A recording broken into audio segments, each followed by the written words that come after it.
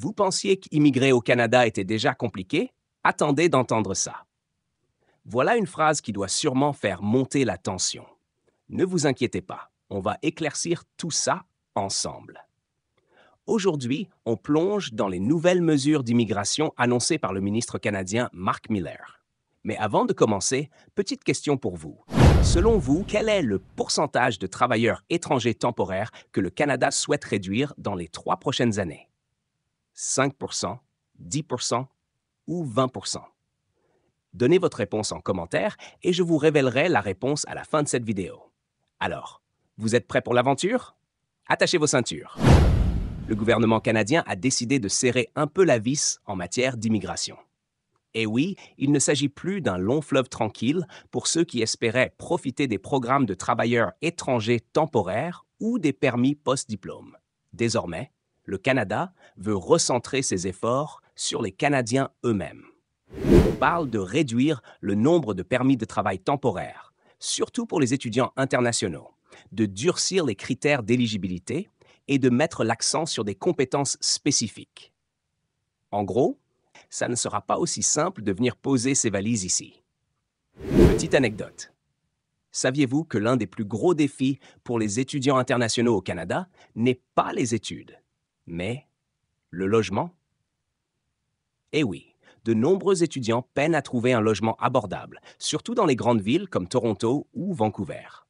La pénurie de logements, combinée à la flambée des loyers, a poussé le gouvernement à agir, notamment en limitant le nombre de permis délivrés. Du coup, moins d'étudiants, moins de pression sur le marché immobilier.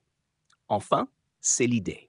Le ministre Miller a également confirmé que le programme de travailleurs étrangers temporaires serait encore plus restreint. Fini les abus.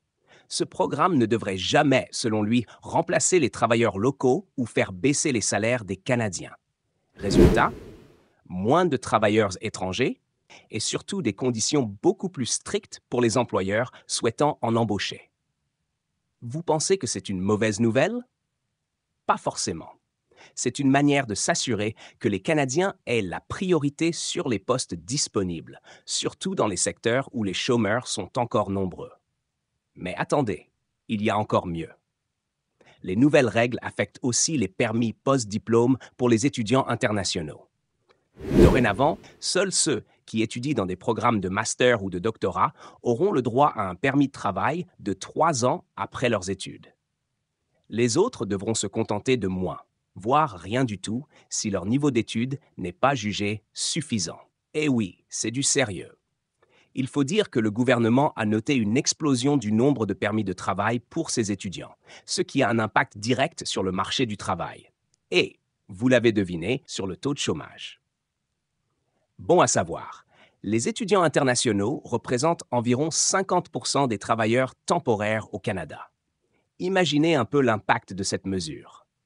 Et pour ceux qui espéraient ramener leurs conjoints avec eux pour travailler également, mauvaise nouvelle.